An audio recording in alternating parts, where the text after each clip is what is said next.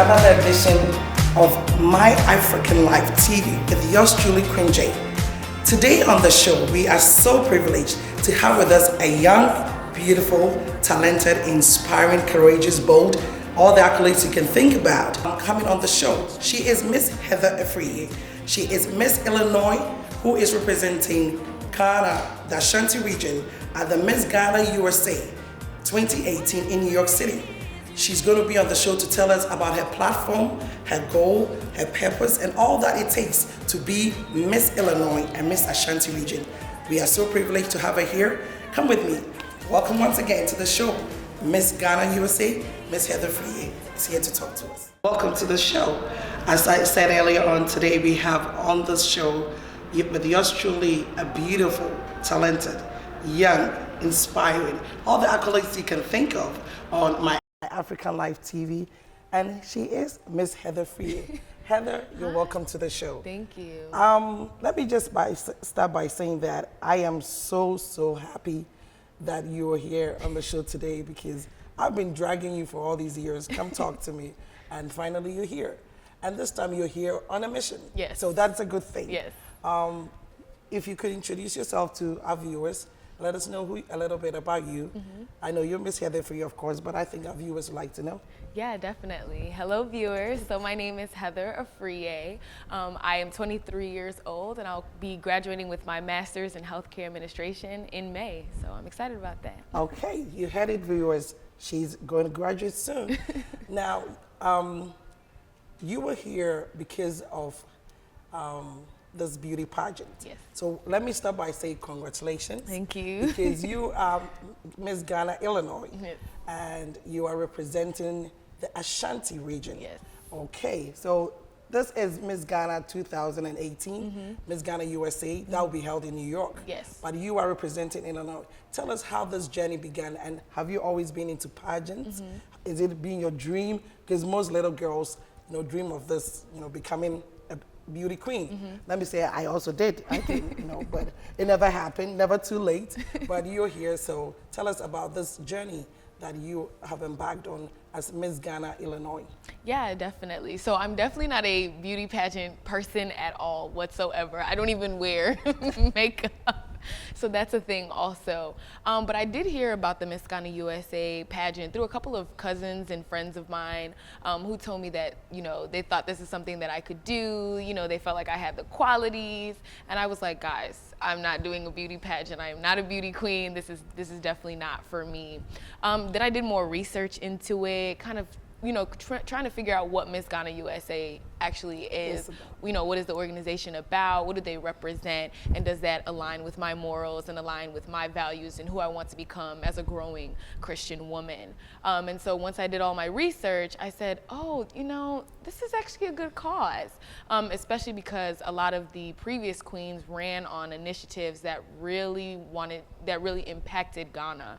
And what they wanted to do in Ghana. And so I said, you know what, this sounds like a good idea. There's things that I'm passionate about, in changing in Ghana. And so I was like, let's go ahead, let's do it. Okay, so I heard from what you said that, you're Christian. And so first of all, you were hesitant in getting into beauty pageants. Yes. Because I believe there's a lot of misconceptions about what beauty pageants are. So Miss Ghana USA is a beauty pageant with a difference, if I can say that. Now, what have you learned, in this short time that made you, as you said, what you figured that it has a platform. So as Miss Illinois, what platform would you be running on in this competition? Yeah, definitely. So my platform is actually entitled Our God-Given Right, Healthcare and Education, and it focuses on the lack of access to healthcare facilities and educational resources for women and children living in rural communities of Ghana. And so as the healthcare climate in Ghana is just really, really bad, the maternal mortality rate is also really, really high. Women are dying from diseases that you couldn't even imagine, women in the US dying from. And so as I kind of did more research, I just kind of figured that these are things that we needed to bring awareness to. How come there aren't enough, facilities? How come people can't access the healthcare that they need? And these are really God-given rights. Okay, so God-given right. It is your God-given right for you to be healthy, to have access to healthcare. That is the platform on which Ms. Heather Free is running. Let me just say that is a very laudable and very arduous task. It is a huge and broad, Hercules task that you've taken on, but someone may say that why use beauty pageants? Why not just go as an advocate, run an ad or a campaign without the beauty pageant? Because if I'm a mom and I'm looking at you, like, no, beauty pageants, swimwear, all this elegance and stuff, but can you educate the ordinary, or I won't say ordinary, the average woman, especially average Ghanaian woman who is a Christian, whose young daughter may be looking at you and saying that, hey, she's Ghanaian, she is, an American, Ghanaian American, running for a beauty pageant, she's educated, so it's not just, those who have nothing to do. But what would you say to that Christian woman and the young daughter? I would say that in order for things to change, you have to think outside of the box. And so for me, the beauty pageant is totally outside of the box and definitely outside of my comfort zone. Yes. Just like you said, swimwear, evening gown, things of that sort. So I know I'm, an elegant young lady, but how do I portray that and still hold on to my Christian values? Just like you said, there are young girls who are probably looking up to me, mothers who are probably asking the same questions, but how do I get individuals to think outside the box? How can I impact change in an avenue that nobody thought you could impact change in? Because I could just fly to Ghana and just, show up on someone's doorstep and say, I want to change healthcare, help me do it. And that, that would work or it might not work. So you have to think of different avenues to get to the goal, the purpose in your life that you want to get to. And so I believed that, going the pageant route would kind of get me out there on the scene, because now social media is a big thing these days. It's a big thing. In your generation, it is a big thing. It's a huge thing.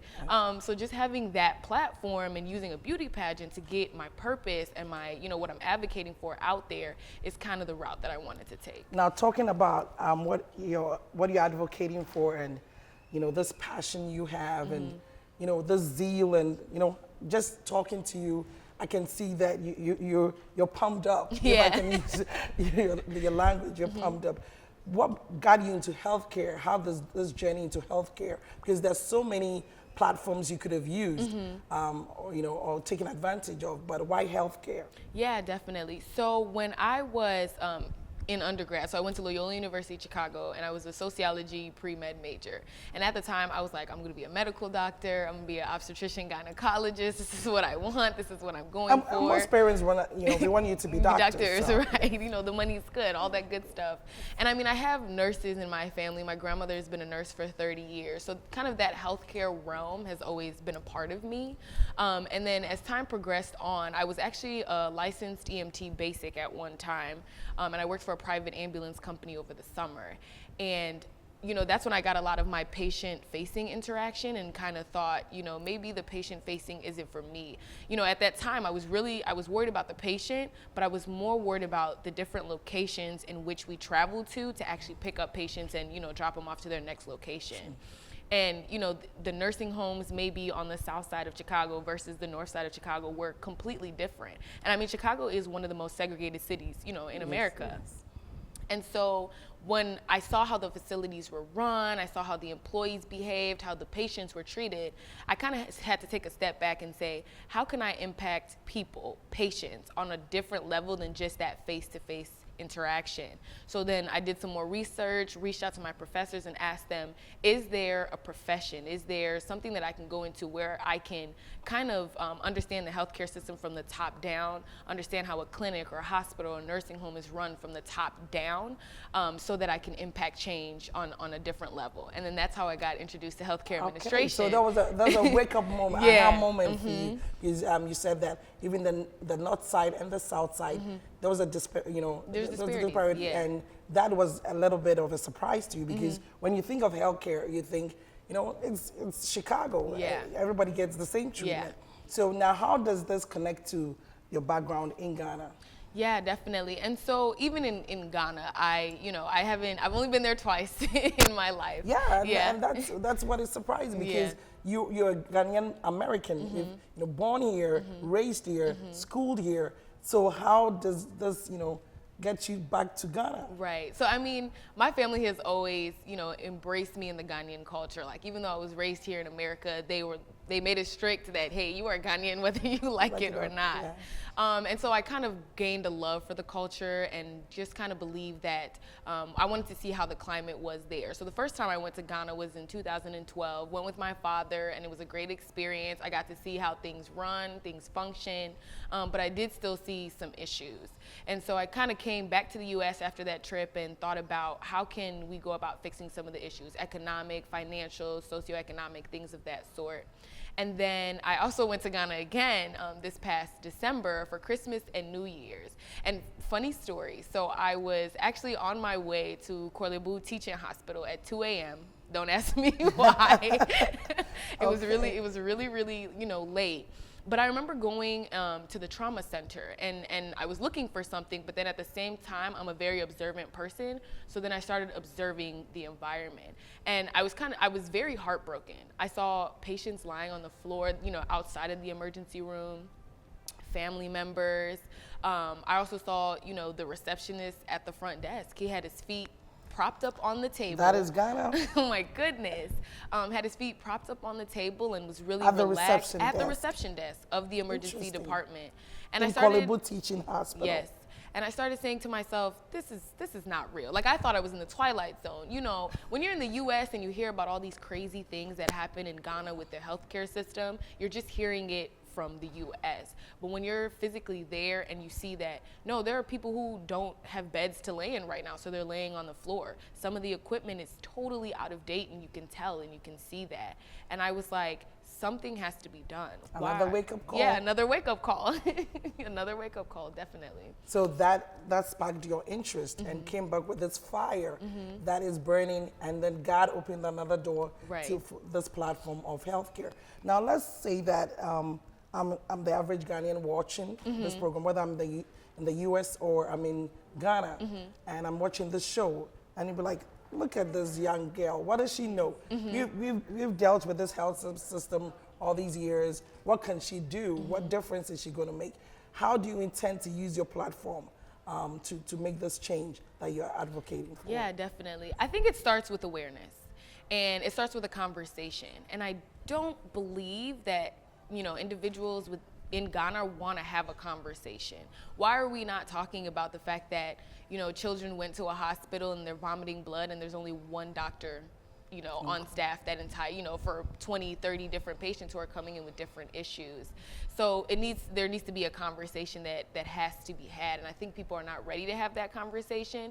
And I'm the type of person who wants to ignite change, spark a fire. So I believe that I want to push individuals to have that conversation. And then I think no one's kind of done I would call it a root cause analysis into why the healthcare system is the way it is right now. No. Why are we not looking at the historical trends that make it the way that they are? How can we improve that and how can we make that better?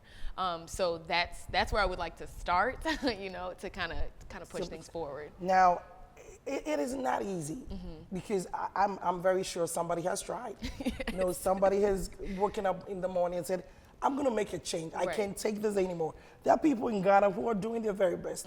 Now, coming from the United States, going to Ghana, what are your expectations? Because I know you're not going to show up at Korle-Bu.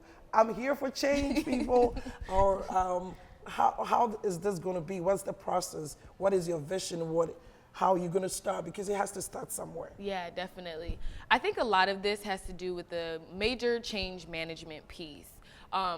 It's about changing people's attitudes and behaviors, their thought process. And that's not going to be easy. That's kind of the setback that I know I'm going to experience. Yes. Because the culture here in the US and the culture in Ghana are totally different. So I know that's where the first step has to happen. And the only way that you can change people's minds and behaviors and attitudes is if you actually start having those conversations with them and kind of getting them to see what you see. It's kind of convincing them, giving them that hey, this is what you guys are experiencing, but why why do you think you're experiencing that? And kind of get the wheels turning in their heads for them to say, oh, I see what you're asking me, and you know, it is a problem, but I never really thought beyond the problem and how to fix the problem and how to address the problem. So I think that's the huge piece that we have to deal with. Okay, so Dr. Frier is here, and she is going to Ghana to advocate for change in healthcare. As you said, the culture shock, because you know, I am a Ghanaian, and I know how long it takes for us to change our ways, our thoughts, our methods, and our attitudes and everything. You said the conversation starts. It has to be a conversation to bring awareness and you know. So is there any organizations, because it's not going to be easy, and that is a fact, and that's reality. So are you open? Have you made any roadway into talking to the Ministry of Health or any organizations that will be support to you to be able to achieve this? It is a laudable cause, and I applaud you for that. Thank you. Because I mean, you have every right as a doctor and as a graduate here to say, you know what? Well, it's Ghana. I don't live there. I don't care. Right. But for you to take this bold step and say, this is where I come from. This is my country.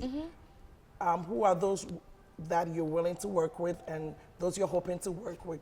And are you working with anyone currently? Yeah, definitely. So I think one of the major organizations that I'm actually working with right now, remotely of course, is the Ghana Health and Education Initiative, which was founded in 2002. And so they focus on a lot of what my platform is focused on. So helping women and children in rural communities of Ghana, especially in the Western region, kind of get access to the healthcare resources and educational resources that they need. They are launching a program called the HERS program, so the Health, Education, and Resources program. And so what's nice about that is it comprises of 7 different initiatives that include, you know, girl empowerment, mother mentoring, things of that sort, that I would love to work with them to help effectively launch those programs so that they can continue to provide services to women in need in those communities. I'd also like to partner with some other organizations that I'm still doing some research on in terms of focusing on quality and patient safety in Ghana, because there are some organizations that are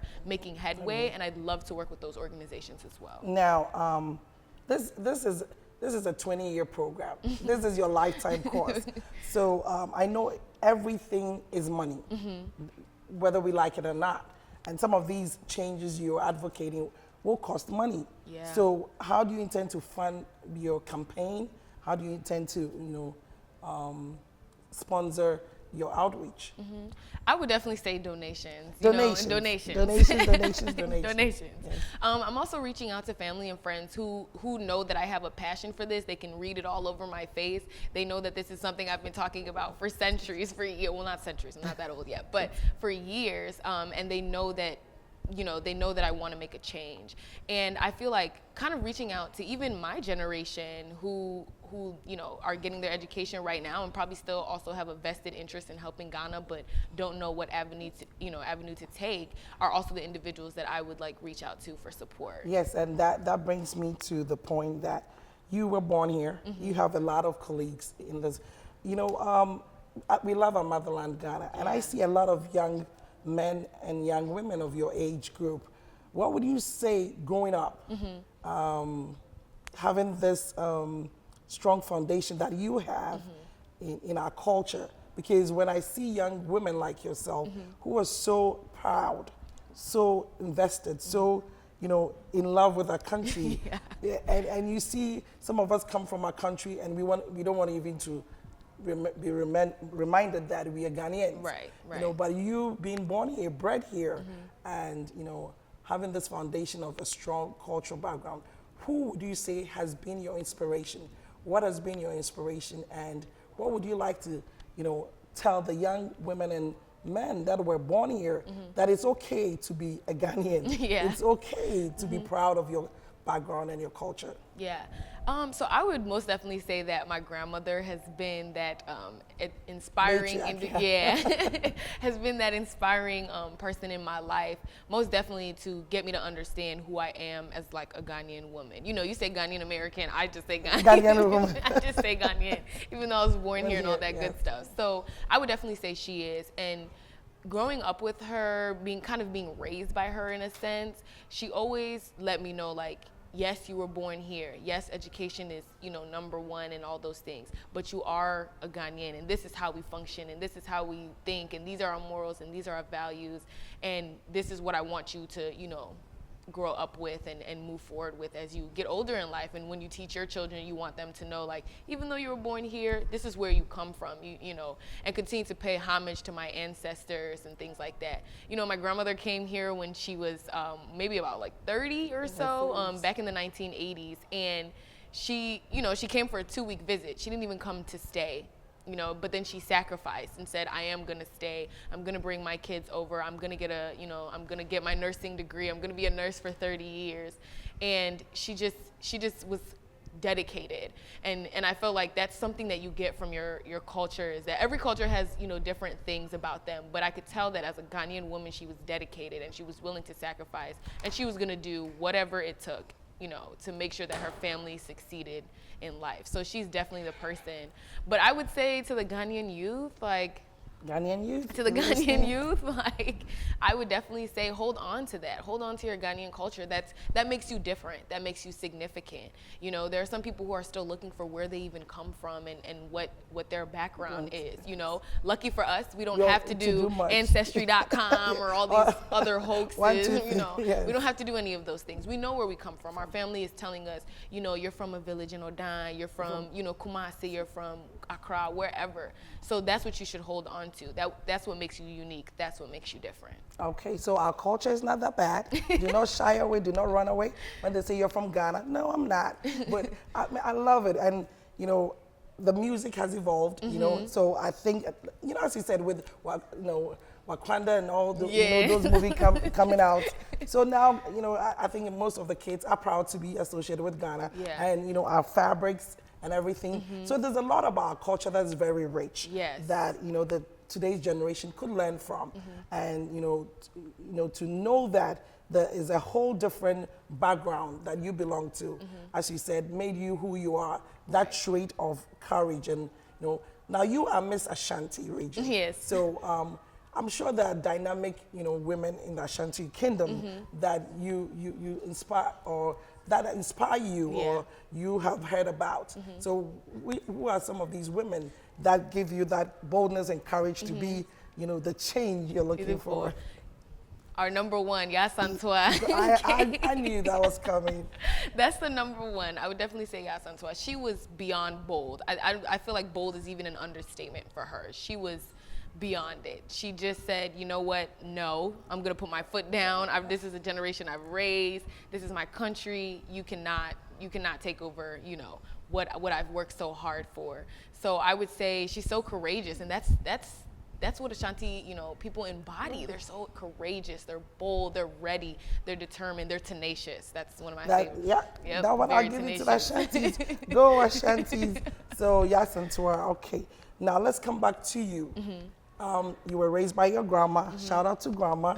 And as you said, she instilled in you that African value, that cultural value, to love your neighbor. And she's a Christian as well. Yeah. So on this back to the beauty pageant, where swimwear and all that, it's a big platform. What would you say to anyone that has a young daughter that is a Christian and wants to be part of this beauty pageant? What would you say to them? I would say that they should embody the spirit of boldness. It's hard. It's really hard to jump out of your comfort zone and say that you're going to do something completely different than what you've been doing all your life. But you have to have that spirit of boldness. God instills that, spirit of boldness within us. And beauty. Yeah, beauty. yeah. He gave us the looks. Nobody's ugly. Everybody's, in their own. Everybody's beautiful in their own right. In their own way, in their own right. And so that's what you need to. Have some confidence, have that self-worth, value yourself. And I feel like that's how I was raised, to value myself, to say, you know what, I am strong, I am educated, I'm ready and willing for anything that's going to come along, and I am beautiful. And I'm beautiful. And I'm an African beautiful woman. Okay, now what is Heather's favorite African food? Oh, I love emutua and abenquine. Emutu and abenquine. Favorite. Just you're wondering what emutu is rice balls Yes, rice with balls. palm nut soup. And I'm thinking from the way you love it, you know how to prepare it. Oh, of course. Yes. Grandma would remove me from the house if I didn't know how to Because cook. that brings me to, the culture of today, that your grandma taught you how to cook African food. Most of our youth today have no clue. Yeah. Why is that? Why are they shunning from learning how to cook? Because today's young man is looking for somebody who can cook. Okay. Yeah, so you can be beautiful, you can be educated, but if you don't know how to cook. So what made it so special for you to know how to learn all these other aspects of our culture, to know how to cook? Well, I would say that my grandmother is a world-class cook. And the only reason I say that is growing up in the house, people from everywhere would just come and say, oh, you cooked jollof rice, oh, you made abenquine, oh, and so I was like, there's so much like richness and love, for her that she's cooking for these individuals. She doesn't say this is a burden for me. Like, I want to do this. I enjoy doing this. And so I started saying, like, if there's a love for cooking, and I love to eat, so I better learn how to cook. I have to learn how to cook if I'm trying to eat. Yeah. But there was, she has this love for cooking, and so I wanted to embody that. What makes you so excited about putting all these spices together and creating, consomme stew or something like that? And so that's what kind of pushed me to say, no, I want to learn, how to cook. And I mean, let's be real. The number one way to a man's heart is through his stomach. Okay? It's through the stomach, girl. You got that one. So back to Heather. What is Heather's dream? What is Heather's dream? If she had one dream that could come true for Heather, what would it be? I would say my number one biggest dream is to make sure that everybody, I wouldn't say equality, that's not the word, that everybody, gets what they need. So equity.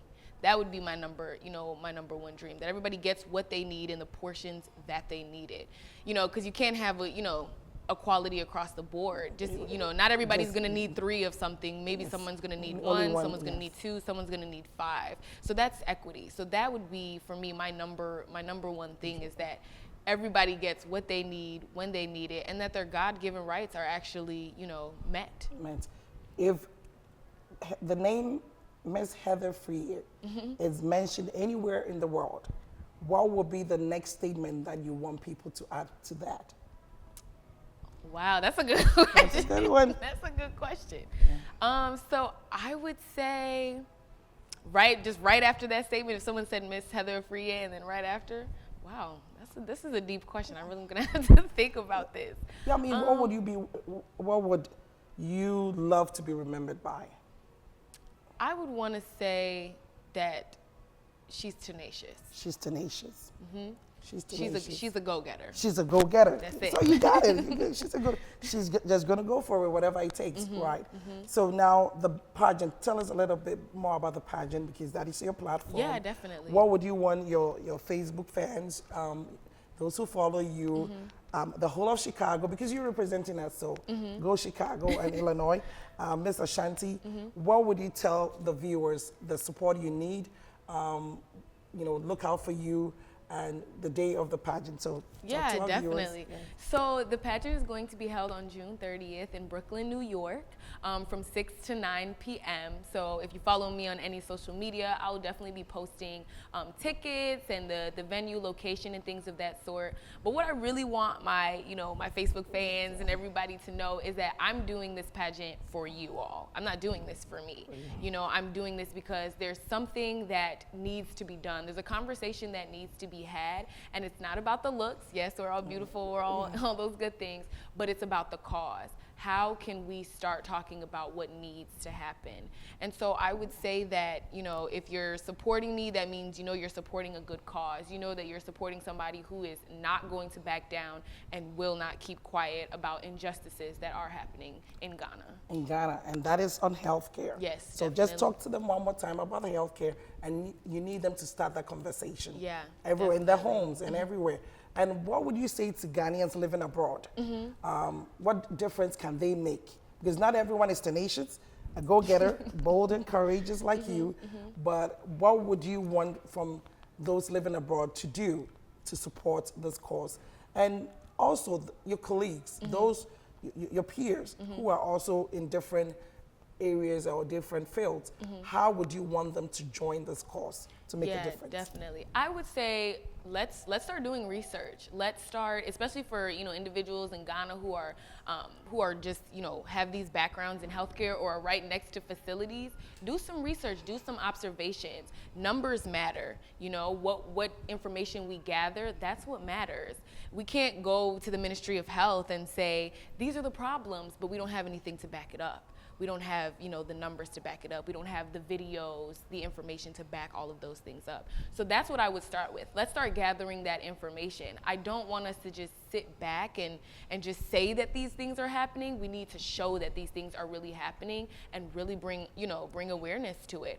Some of the biggest movements in history, happened because somebody televised it. Somebody put it on social media. Somebody put it in a newspaper and brought mass attention to it. And that's what I want, that's what I want everyone to do. Let's make it a really, really big deal. Let's make it a big deal. That's Miss Heather Free. And from all that I'm hearing, from all that I'm seeing, let's say I'm inspired to make, whatever change, because she says it's about getting, the finances.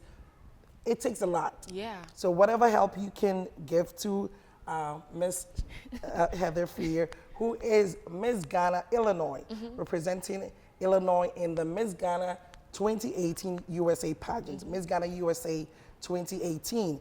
So she's going for she's Miss Ashanti as well, and the Ashantis don't back down. So she has what it takes to win this competition, and we are all praying for you.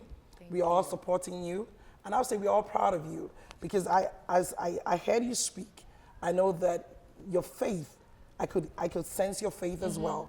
So your faith has kept you grounded. Oh yeah. And if you want to tell us a little bit about your little faith, and what church do you go to? Yeah, so I attend Christian Faith Church International, the Romeoville branch, and so I'm also the youth leader at the church as well. And I mean, God has just been a huge part of my life. Like, I have tested Him, and He has come through, and that is how my faith, has been established and has been built. I can even give you an example that, when I was applying for graduate school, I only wanted one program. I didn't like any of the other programs, to get my master's in healthcare administration. I just wanted to go to the University of Illinois, Chicago, and that was it. But that's a bold step to say, you just got out of school, I'm going to only apply to one school, and that's all I want. And so then I said, you know what, this is my time to put, my faith and my teachings and my prayers into work, into action. And I did. I fasted and prayed, and I said, Lord, this is what I want. This is what I want. This is what I want. Sometimes you have to tell God, this is what I want.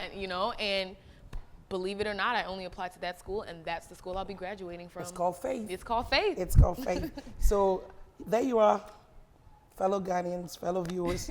She's got faith, she's got tenacity, she's got courage, boldness, she's got the looks, the beauty, God-given beauty, and she's got that spirit and that sense to inspire. So you said you're the youth leader. There's a lot of youth who'll be watching this show. Yeah. What do you want to tell the youth of today? Because I am an advocate, that, women and youth, and I believe that every one of us has a God-given talent to make a difference. Yeah. What would you tell the youth of today to make a difference in this generation? I would say go for your dreams. Go for your dreams. Don't let anybody tell you that you can't do it, and definitely don't, because, the Ghanaian mentality, they tell you got to be a doctor, an engineer, lawyer, all those things. No, go for what your talent is. Go for what you believe in, and make change wherever you go. Don't be afraid to speak up. I think that's one of the biggest challenges that youth have these days, the Ghanaian youth especially, is that they don't want to speak up because they don't want to offend somebody or whatever the case may be. But that shouldn't be the case. Speak up, be bold, and say what you need to say so that you can get to, the destiny that God has for your life. Speak up, be bold. But one thing, let's come back to our culture. In our culture, you can't always speak up. You can't. But you can speak up, but it's the way you speak up. Exactly. So what is the one thing that is your favorite about our culture? I would say respect. Respect. That's and humility. You said one, but I have two. I would say respect and humility. Like, we just know that you can't say certain things, you can't act certain ways, and it kind of follows you into life, and it helps you not burn bridges. That's what I would say. The respect and humility in our culture allows us not to burn bridges anywhere we go. So everywhere that we go, we have that favor of God walking with us because we're humble and because we respect. So when your mother is yelling at you, it's for your good. When grandma is saying that word, no, it's for your good. Right. Because it will go a long way Yes. to shape up who you become. Heather, I cannot say enough that it's been an absolute pleasure having you on my African Life TV with yours truly, Queen J. I can definitely see your future brighter. I can see a bright future ahead of Thank you. because you embody that spirit of faith. And if you could tell me your final 3 words, what would you say that embodies who you are? Because I can give you your first one, faith. Yeah. So what would be your other 2? Faith, you know, a destiny, you know, somebody who embodies their destiny. family. Yeah, and most definitely family. And family. So most definitely family. So because the love of your family, your faith, and you know your drive tells me that you're going to go places. Thank you. You're going to make a difference in this world, in your generation, in our generations to come, our younger ones. And I pray that as you embark on this journey, as you said, the beauty pageant is not just for yourself, Right. but you know to bring awareness to our country. So thank you for being on the show. Thank you for what you're doing. Thank you. And we say good luck. The next time I hope to talk to you will be when you win that pageant. Hopefully. Yeah, you're bringing that crown home. You're bringing that crown Thank home. you. So there you are. We've been talking to the beautiful, talented, inspiring, gorgeous, you name it. What can you say? Miss Ashanti Region, Miss Ghana, Illinois, Miss Heather Freer. She is going to represent Illinois at the Miss Ghana USA 2018 in New York City. Follow her on Facebook, Instagram, Snapchat, wherever. Follow her on Queen J TV. Wherever you are, please look up Miss Heather Freer. I thank you so much for enjoying the show. We'd like to thank our cameraman, our crew, for coming out today. They are the best. And of course, I'd like to say a big thank you to my designers, JB Collection, for my beautiful dress. Thank you. And for my jewelry, I'd like to say thank you to Mrs. Gifty Ofori, who provided this jewelry. My makeup squad, my glam squad is Miss Kiki Narte from Kiki's class. So shout out to you all, and thank you so much for always being part of this show. We believe there's an old adage that says that beauty lies in the eyes of the beholder.